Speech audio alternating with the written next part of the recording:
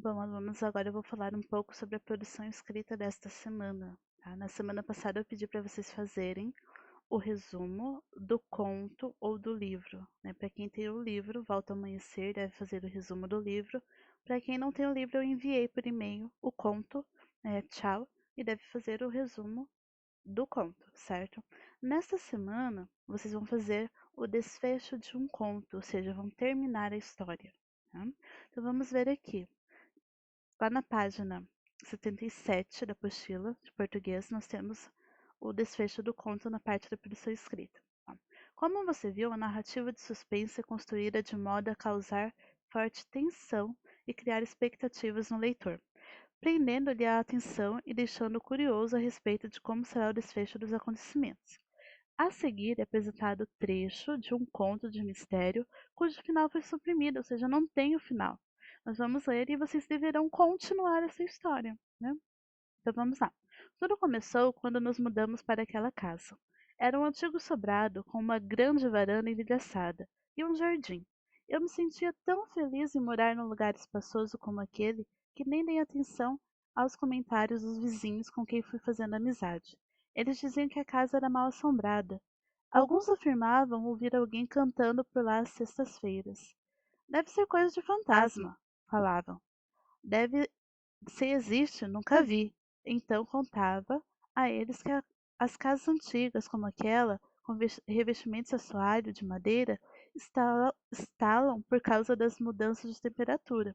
Isso é um fenômeno natural, conforme meu pai havia me explicado. Mas meus amigos não se convenciam facilmente. Apostavam que mais dia menos dias eu levaria o maior susto. Certa noite, 3 anos atrás, aconteceu algo impressionante. Meus pais haviam saído e eu fiquei em casa com minha irmã, Beth. Depois do jantar, fui para o quarto montar um quebra-cabeça de 500 peças, desses bem difíceis. Faltava um quarto para meia-noite.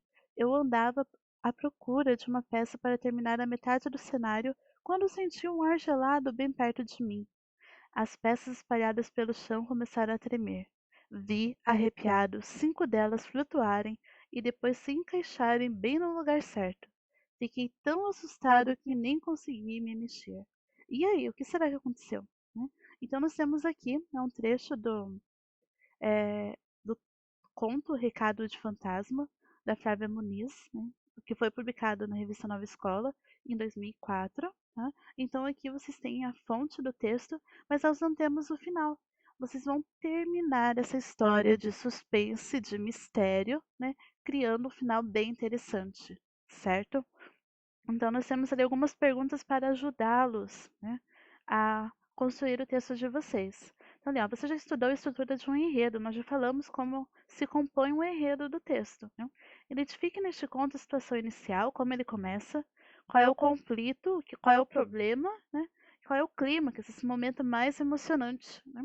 Escreva em quais parágrafos está cada um desses elementos. Vocês vão indicar aqui em quais parágrafos se encontram a situação inicial, o conflito e o clímax.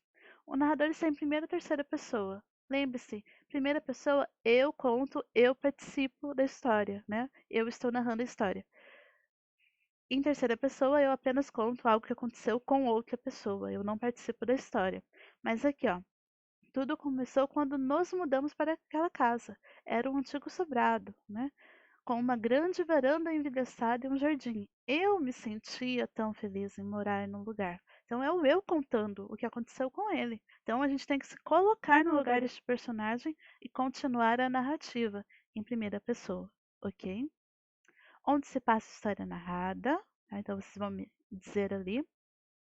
Os fatos aconteceram em um tempo recente, neste momento, um passado recente, ou em um tempo bem anterior, bem distante. Vocês vão me dizer como conseguem chegar a esta conclusão. Neste conto é possível notar que foram empregadas palavras e expressões como certa noite e impressionante, que acrescentam tensão à narrativa. Então, certa noite, quando a noite já tem aquela questão do medo, né? Impressionante também, porque é algo que é além do comum. Identifique outras palavras e expressões utilizadas com o mesmo propósito, que gera esse suspense, né? Essa tensão, esse medo, que a gente quer saber como vai terminar a história. Então, agora pensando na produção de textos de vocês. O que você acha que aconteceu no final dessa história? Você deve ter ficado curioso ou curiosa para saber o que ocorreu, não é mesmo? Então, que tal dar continuidade ao conto criando um final para ele, né? Use a imaginação e crie um desfecho que surpreenda e desperte o interesse dos colegas de sala. Imagine que vocês irão ler para os colegas. No momento, eu irei ler, né? Mas quem sabe futuramente, quando nós retornarmos para a sala de aula, vocês possam ler também, tá? Então, sejam criativos. Vão continuar a história daquele momento em que ela foi pausada. A partir daqui, ó. Fiquei tão assustado que nem consegui me mexer. E daí, o que será que aconteceu? Então começa outro parágrafo continuando a narrativa, tá? Tem algumas dicas aqui, ó. Siga algumas orientações e comece a planejar seu texto. Leia o conto quantas vezes forem necessárias para se familiarizar com a história. Analise o título do conto, a situação inicial, o conflito e o clímax.